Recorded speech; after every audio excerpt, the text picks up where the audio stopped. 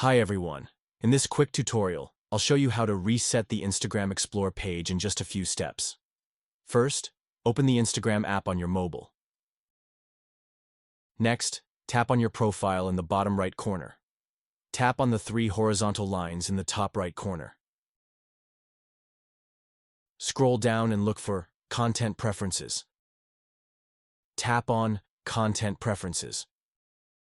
Scroll all the way down to the end and tap on Reset Suggested Content. Here, it's telling you that the content you were seeing before will be completely reset, and you'll start seeing fresh content. Tap the Next button at the bottom.